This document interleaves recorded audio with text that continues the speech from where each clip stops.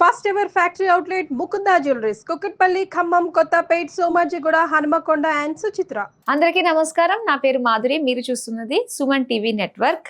ఇప్పుడు మనం మాట్లాడుకోబోతున్న టాపిక్ వచ్చేసి ఆదివారం అమావాస్య. ఆదివారం అమావాస్య అనగానే చాలా మంది చాలా రకాలుగా ఆలోచిస్తూ ఉంటారు. అసలు ఆ రోజు క్షుద్రపూజలు చేస్తూ ఉంటారు. అసలు ఆ రోజు మనం ఎలాంటి పనులు చేయాలి, అసలు ఆ రోజు బయటికి వెళ్ళొచ్చా, ఇలాంటివి చాలా రకాల సందేహాలు ఉంటాయి. అసలు మనందరం కూడా ప్రతి ఒక్కరూ ఆదివారం అమావాస్య వచ్చినప్పుడు ఏం చేయాలి, ఎలాంటి నియమాలు పాటించాలి, అసలు ఎలాంటి పనులు మనం చేస్తే మంచిది అన్న విషయాలు మనకి తెలియజేయడానికి మనతో పాటు ఉన్నారు ప్రముఖ జ్యోతిష్య పండితులు బ్రహ్మశ్రీ తిరుపతి మూర్తి అవధాని గారు. నమస్కారం గురువు గారు. ఓం శ్రీ మహాగణాధిపతయే నమః. గురుగారు, ఆదివారం అమావాస్య వస్తుంది కదండి. అయితే ఈ ఆదివారం అమావాస్యకి చిన్నప్పటి నుంచి పెద్దవాళ్ళు చెప్పడంలోను, సినిమాలు చూసి పెరగటం వల్ల కావచ్చు, అదొక భయంకరమైన కాంబినేషన్, క్షుద్ర పూజలు జరుగుతూ ఉంటాయి అని చెప్పేసి అంటూ ఉంటారు. అసలు ఏంటంటారు? ఆ రోజును కూడా అది మంచి రోజేనా, ఆ రోజు విశిష్టత ఎలా ఉంటుంది అన్న విషయాలు తెలుసుకోవాలనుకుంటున్నామండి. తప్పకుండా అమ్మా. ఆదివారం అమావాస్య, సరే, చాలామంది అంటూ ఉంటారు కీడు, మంచిది కాదు, రకరకాలుగా అంటూ ఉంటారు. సరే, నేను ఒక ప్రశ్న వేస్తా, సమాధానం చెప్తారా? ఒక కుక్కని చూసి మరొక కుక్క భయపడుతుందా? లేదు. ఒక పులిని చూసి మరొక పులి భయపడదు.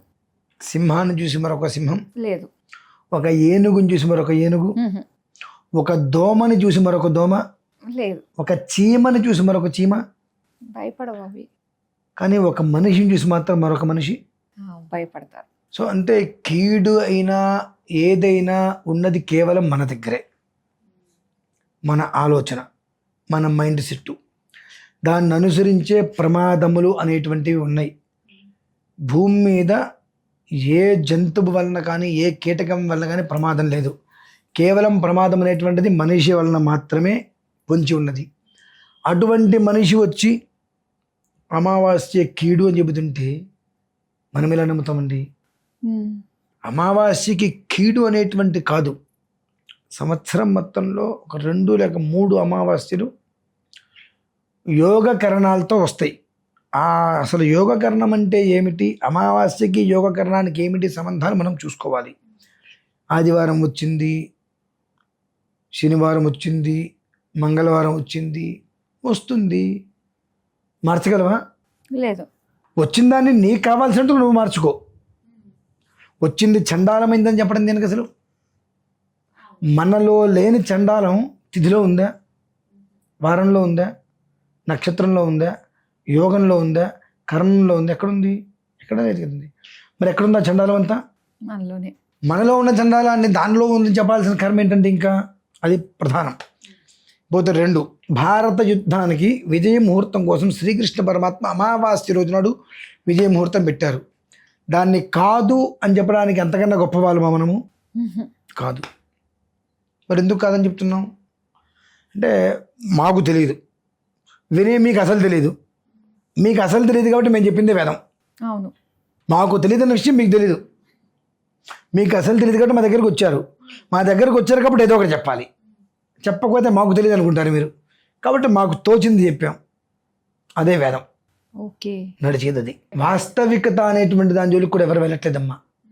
వాస్తవం ఏంటి, ధర్మం ఏంటి, అమావాస్యకు ఉండేటువంటి మూలాలు ఏంటి? అమావాస్య అంటే చీకట్లను సైతం తరిమి కొట్టేటువంటిది. కానీ ఆ రోజే చీకటిగా ఉంటుంది, అలాంటిది అదే తరిమి కొట్టే, ఆ రాత్రితో చీకట్లను తరిమి కొట్టేస్తుంది అది. అమావాస్య అంటే మూలార్థం ఏంటంటే ఇల్లు మొత్తం కూడా దీపావళిలాగా ఉండాలి. దీపకాంతులతో ఇల్లు మొత్తం నిండి ఉండాలి. స్వర్ణకాంతి వస్తుంది అప్పుడు. దీపావళి కాదమ్మా, ప్రతి అమావాస్య స్వర్ణకాంతులు, దీపం వెలిగినప్పుడు బంగారపు ఛాయ్ వస్తుంది. అలా ఇల్లు మొత్తం కూడా దీపకాంతులు ఉండాలి. ఆ నగరం మొత్తం ఉంటే మొత్తం అదంతా స్వర్ణకాంతిమయం అవుతుంది. స్వర్ణకాంతి అంటే అంత పవిత్రమైనది ఇంకొకటి ఉండదు. అటువంటి రోజు అమావాస్య. దాన్ని మనం క్షుద్రానికని నిర్ణయించుకున్నాం. అదే నిర్ణయించాల. అమావాస్య కాబట్టి క్షుద్రం చేయాలి, ఆదివారం కాబట్టి ఇంకోటి చేయాలి, తంత్రం చేయాలి, అవి అక్కడ నిర్ణయించాల. విడిగా వచ్చిన ఆదివారానికి విలువ లేదా? ఉంటుంది కదా. ఆమె విడిగా ఆదివారం వస్తే క్షుద్రం అనేటువంటి మాట ఎందుకు రాదు? రాదు. ఆదివారంతో సంబంధం లేకుండా అమావాస్య వస్తే క్షుద్రం అని ఎందుకు రాదు అంటే ఏంటంటే ఒక భయాన్ని జనాల్లోకి తీసుకురావాలి ఎట్లా అయినా సరే. ఆ భయం అనేటువంటిది ఎట్లా ఉపయోగించుకునేటువంటి ఆలోచన అది జరుగుతుంది. కాబట్టి మామూలుగా అమావాస్య రోజు నాడు 6 కాలాల పూట భగవదార్చన చేయాలి. ఈశ్వరుడికి, ఆంజనేయ స్వామికి, దక్షిణామూర్తికి ఇలా అభిషేకం చేసుకుంటూ రావాలి 6 పూట్ల. ఉదయాన్ని ఒక రోజుని 6 భాగాలు చేసి 6 భాగాల్లో ఒక్కొక్క భాగంలో ఒక్కొక్క అర్చన ఆరాధన చేసుకుంటూ రావాలి. ఇవేమీ కుదరలా, కేవలం శివుడికైనా సరే అర్చన చేసుకోవడం మొదలు పెడితే ఇక ఏమీ చేయొద్దు. ప్రతి అమావాస్యకి శివుడికి ఆరాధన చేయి, శివుడికి ఆరాధన చేయి. ఆయన ఇలా పట్టుకో. ఎంతసేపు పట్టుకుంటావు? ఆ పట్టు వదిలేంత వరకు కాదు, వదిలిపోయే వరకు చేయి పట్టిగా పట్టుకొని చెమట వచ్చి మనకు జారిపోతూ ఉంటుంది. అక్కడి వరకు గట్టిగా పట్టుకో. ఆ జారిపోతుంది అన్న టైంలో ఆయన నిన్ను పట్టుకుంటాడు. ఇట్లా ఆయన నిన్ను పట్టుకుంటే ఇక నీకు జీవితంలో తిరిగే ఉంటుంది. అవును. కానీ ఆయన నిన్ను పరీక్షిస్తాడు. నువ్వు జార విడుస్తున్నావా, జార విడవబడుతుందా, జార విడుస్తుందా అంటే నువ్వు విడవబడుతుంటే నీ చేతిని నువ్వు చిన్నగా వదిలేస్తున్నావా, నీ చెయ్యి పట్టు జారిపోతుందా అనేటువంటి విషయం ఆయన గమనించుకుంటాడు. మనలాంటి వాడు కాదుగా. కాబట్టి నెలకి ఒక్కసారి చెయ్యి, ఈశ్వరారాధన చెయ్యి. అది అమావాస్య రోజు చేస్తే అమావాస్య రోజు నాడు అనేక రకాలుగా అది యోగాన్ని ఇస్తుంది. ఎత్తే దేవా అదర్భాగధే యమమావాస్యే సంవసంతో మహిత్వా సానో యజ్ఞం పిపురే విశ్వవారే రైన్నో దేహి సుభగే సువీరం. ఇది ఒక యజ్ఞంగా పెట్టుకో. అమావాస్య ఒక్కరోజు కనీసం ఒక అరగంట ఈశ్వరుడికి ఆరాధన చేయాలి, అదే యజ్ఞం. అలా పెట్టుకోండి. అంతేగాని క్షుద్రం ప్రయోగాలు చేస్తారంటే చేసేవాళ్ళు అనేకం చేస్తారు. ఆదివారాన్ని నువ్వు ఎప్పుడైతే మంచిది కాదు, అమావాస్యతో కలిసి వచ్చింది కాబట్టి క్షుద్రానికి ప్రయోగానికి అది ఉపయోగిస్తారు, ఆ రోజు మంచిది కాదు, రోడ్డు మీదకి వెళ్ళకూడదు అనేటువంటిది ఒక భయం నీ మనసులో ఎప్పుడైతే నాటుతుందో, ఏ నిమ్మకాయ తొక్కినా అదే భయం వస్తుందిగా. ఇంకా అమావాస్య దాటిన తర్వాత ఎట్లా వెళ్తుంటే గుమ్మడికాయ నిమ్మకాయ వెక్కిన కాలు తగులుతుంది, సగం చచ్చిపోతాం మనం అప్పుడే. ఏం దిష్టి తీశారు ఏంటో అని చెప్పి. మనిషిని చంపేసేది సగం భయం. ఆ భయాన్ని వదిలేస్తే అన్నీ మనం తీసుకొచ్చమ్మా, ఇబ్బంది లేదు. అంటే పూజలకి శివుడికి సంబంధించి మనము చేసే పూజా విధానాలకి వీటన్నిటికీ కూడా మనకి అమావాస్య మంచిది.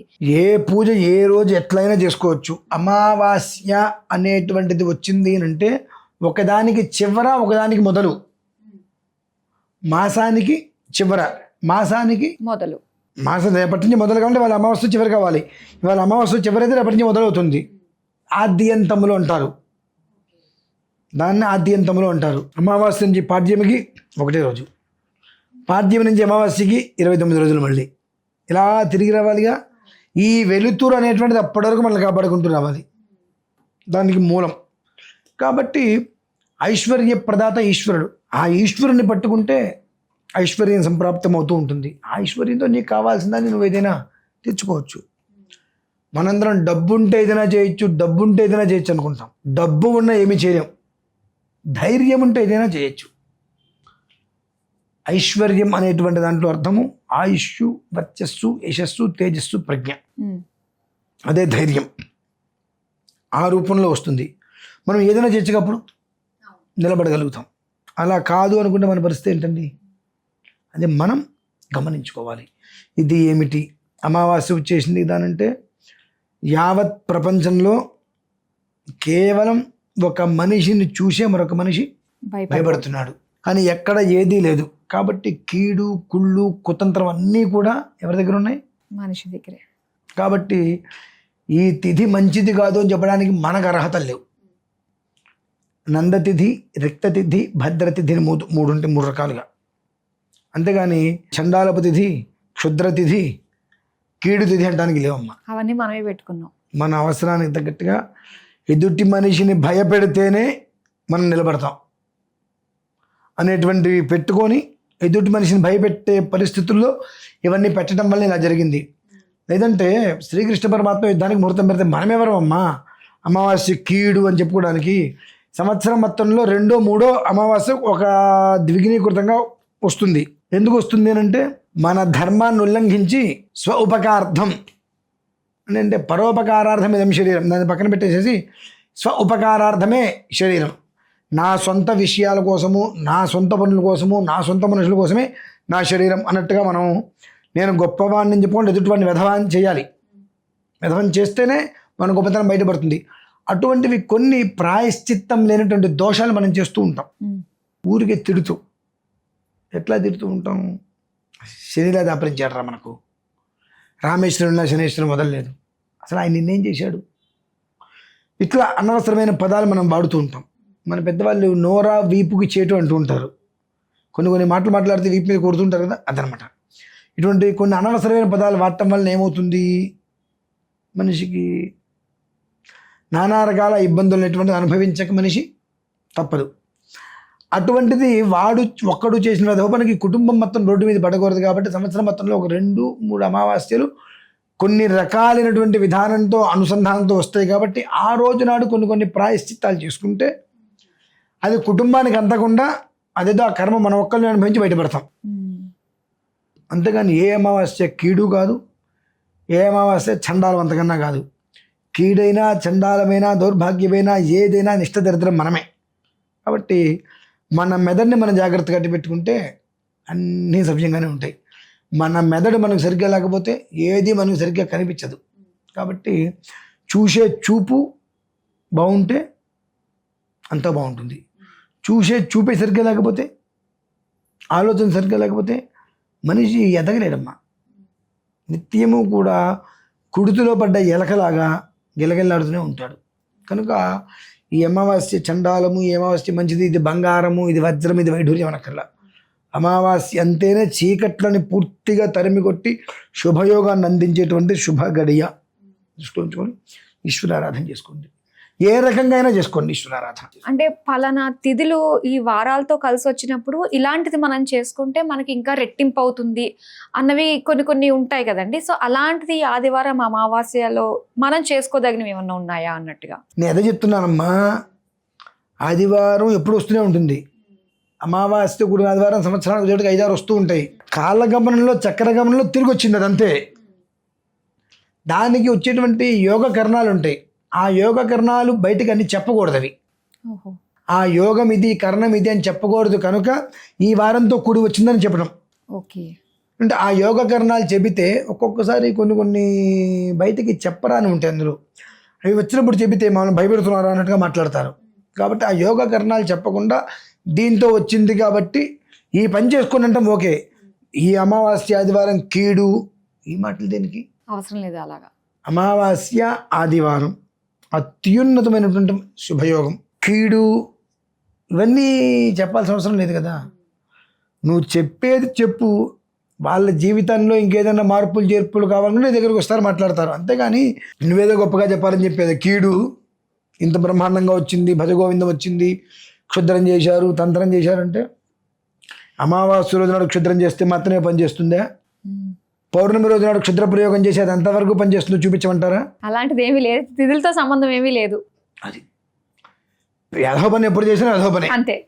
మంచి పని ఎప్పుడు చేసినా మంచే. కాబట్టి ఆ రోజు చేస్తేనే విశేషమైన దరిద్రం మనకు, అంటే విశేషమైనటువంటి దరిద్రమైన ఫలితం. అంటే క్షుద్ర ప్రయోగాలు చేస్తే దుర్మార్గులు, అంటే కొంతమంది దుర్మార్గులు ఏం చేస్తారంటే క్షుద్ర ప్రయోగాలు చేస్తుంటారు ఎదుటి మనిషి నష్టపోవాలని చెప్పి. అమావాస్య ఆదివారం రోజు నాడు చేస్తే మాత్రమే అవి వస్తాయి అనుకోవడం అవివేకం. కాకపోతే భగవంతుడికి చేసేటువంటి కొన్ని ఆరాధనలు, యోగకరణాలు కొన్ని కలిసి వచ్చి, ఇటువంటివి ఏదైనా కలిసి వచ్చినప్పుడు చేస్తే అతని జీవితంలో అబద్ధాలు, అప్రమాణాలు ఇవి చేసి కుటుంబాన్ని పోషించుకోవడానికి ఇంకోటి కొన్ని ప్రయోగాలు చేస్తారు కదా, అటువంటి పాపాల నుంచి బయటపడతాడు వాడు. ఆ తర్వాత నుంచి మంచిగా ఉంటే జీవితం బాగుంటుంది. దానికోసం ఇవి ఒకటి ముగింపు, ఒకటి ప్రారంభం. ఆయన ఈరోజు నువ్వు ఈశ్వరారాధన చేసుకో, ఈ రోజైనా సరే మొత్తం నీకు ముగిసిపోతుంది ఇబ్బందులు. రేపంచి తెల్లవారుతాడు సూర్యుడు ఉదయించినట్టుగా నీ జీవితం బాగుంటుంది. మళ్ళీ అమావాస్యకి మళ్ళీ ఇదే, అంతేనంత మించి పెద్దగా ఏం లేదు. చాలా క్లియర్ గా చెప్పారండి. మెయిన్ ఏంటంటే ప్రతి ఒక్క అమావాస్యకి కూడా మన ఇల్లు స్వర్ణమయంగా మనం మార్చుకోవాలి దీపకాంతులతో అన్నట్టు. అంతే. చాలా చక్కగా వివరించినందుకు ధన్యవాదాలండి.